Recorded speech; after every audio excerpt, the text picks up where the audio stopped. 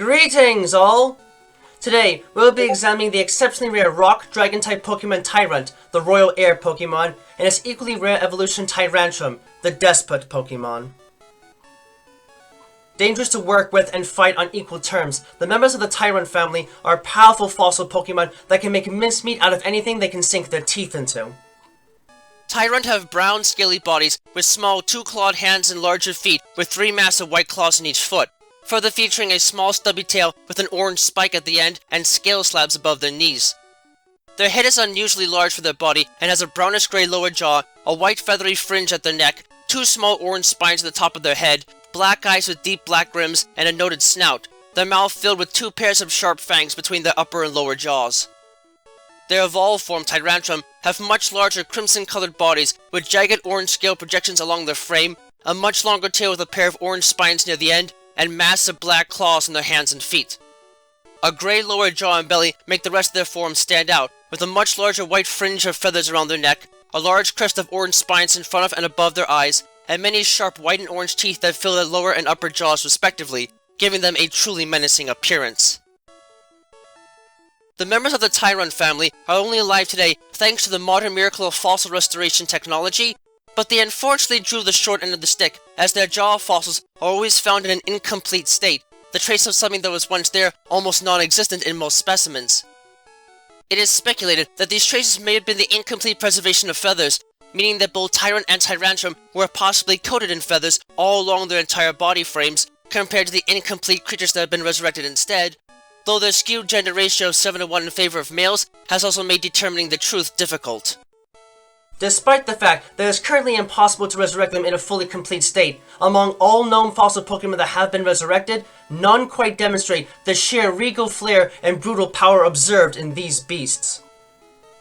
These monsters are believed to be distantly related to the genus Tyrannosaurus and possibly Cryolophosaurus, and share many of the genus's associated anatomical features, though in all reality, they are far stronger than their relatives could ever have been. Though they are still primarily rock types as a result of the fossil restoration process, these beasts are unique among all fossil Pokemon in that they have all the needed activated genes and attributes to be considered true dragon types in a genuine complete state, a rare find that effectively pushes the origin of the type as we know it all the way back to about 100 million years ago within the Cretaceous period. This marvelous discovery has spurred further debate in regards to the origin of the fairy type as well, as the two types are hypothesized to have possibly originated in the same time frame, but more data is needed on this rare type before this actually can be discussed further. While these beasts may not have much in the way of personality, they are still extremely powerful daytime predators that are well noted for their immensely strong mandibles and upper mouth areas, as the bones seem to be reinforced and thicker than normal. This grants these beasts the powerful strong jaw ability as their only base ability, which has the effect of increasing the damage they do with biting attacks by 50%, something they can put to use more so than possibly any other Pokemon with access to it. Moreover, it is believed that these beasts were likely the kings of their time and ecological environment in the Cretaceous, as they don't seem to care too much about what gets in their way and will gladly destroy anything and anyone that gets in their path, with ties into their armored forms and the possession of Sturdy in the case of Tyrunt and Rock Head in the case of Tyrantrum as hidden abilities, the latter reflective of their extremely reckless natures. Along with this, in looking at the base stats of Tyrantrum in particular, while their special powers are quite weak, the base special attack and special defense stats being below average for fully evolved rock and dragon type Pokemon, their physical stats are very strong and they have a decent amount of stamina and agility to them, their base HP and speed stats being above average for a fully evolved rock type Pokemon, and the base attack and defense stats being above average for a fully evolved Pokemon of both of their types, making them physical monsters not to be underestimated in any capacity. Although they are still quite young, Tyrunt are powerful little creatures that can take and deal physical damage more effectively than most other young fossil Pokemon, but this unfortunately comes at a cost. Namely, they are known to be extremely temperamental and bratty, and tend to have a violent disposition when not constantly pampered. While Tyrunt can be almost pleasant to be around when they are in a good mood, minus them inflicting grievous wounds on the trainers just by playing around, the moment these creatures are made upset or otherwise denied something that they really want, they will instantly become spoiled and selfish, entering a violent tantrum and destroying everything around them until they get what they want, by tearing apart objects and creatures alike with their hefty jaws. This would not be such a problem if it was not for the fact that they have the jaw strength needed to crush a car with a single bite, making any jaunt to public areas a potential danger that will inevitably end up happening one way or another. As such, strict training regimens are highly recommended for these beasts, and they need to be kept on a short leash, even if they can manage to weaken the resolve of most trainers with their charm technique.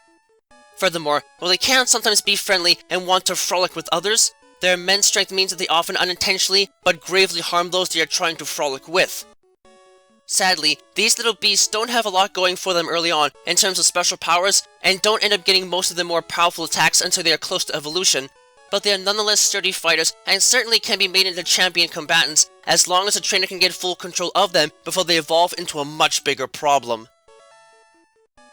While Tyrunt are still able to evolve just like any other fossil Pokemon, with the exception of Aerodactyl, though the species is also the only one capable of Mega Evolution, their lifestyle as a daytime predator has resulted in a slight mutation to the resurrection process that limits them to evolution only in the daytime. Despite this minor hurdle, however, getting a Tyrantrum is only the first of many problems trainers will have to deal with when using one of these beasts. From what can only be guessed from their attitude, it is likely that these creatures were truly the most powerful of beasts during their time, so much so in fact that they more or less act like they are still kings of the jungle, so to speak, and will not listen to trainers that they do not trust or otherwise respect. This is a serious problem in and outside of battle, because the sheer destructive power of these beasts is immense. On the one hand, their jaw strength increases considerably in evolution to the point where they can bite through thick metal sheets like they were paper, and crunch cars with almost no effort at all in a single bite. Moreover, their enormous size and well-developed musculature enables them to deal immense damage with monstrous attacks that are beyond even Tyrunt, including the Head Smash and Giga Impact attacks. The fact that they can already learn monstrous attacks like Earthquake and even Horn Drill makes these additions the worst thing a trainer could ever hope to face in battle against a fossil Pokemon. As a result of all this power though, these beasts are generally quite uncaring and will gladly destroy anything that gets in their path. As such, trainers that are hoping to make the best use of these beasts will have to do so as a Tyrunt and from a young age, as these monsters are more of a hazard to their trainer than the opposition if not properly controlled.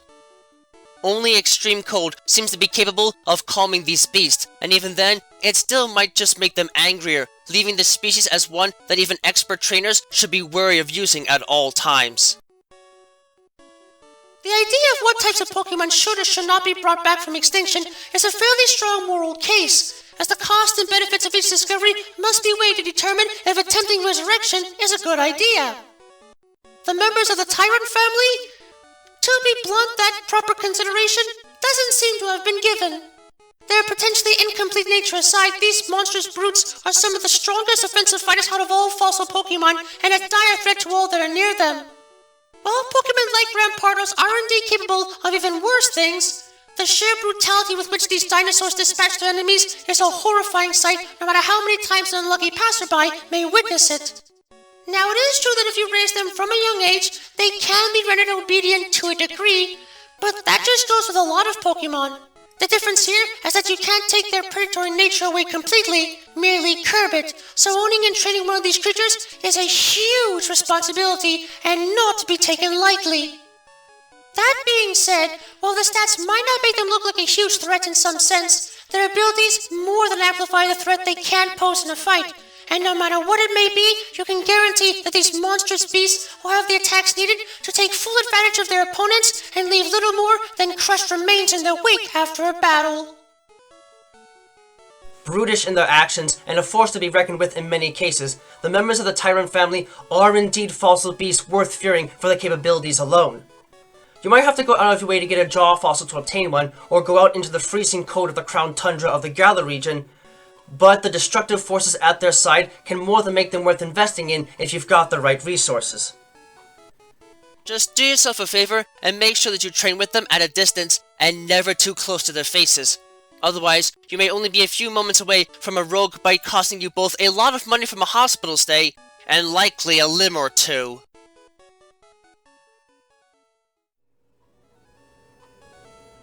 Thank you for watching this video. It brings me great joy to be able to speak to you all in the world each and every time we meet like this, to explore the many different facets of both the world of Pokemon as we know it, and the world as we live it, through every adventure we have with Pokemon by our side. If you'd like to, please subscribe, ring the bell and all that jazz, to keep yourself updated on content uploads and other materials of the like. You can also follow me on Twitter if you'd like to know right away when something new is uploaded, and my written works, from which most of this is based on, can be found on DeviantArt. Links to both can be found in the description down below. Remember that the world of Pokemon is a place full of wonder and mystery, and you never know what to expect. So, stay vigilant, keep watch, and always be prepared for the unexpected. Until next time, trainers and friends of all sorts, have a wonderful time.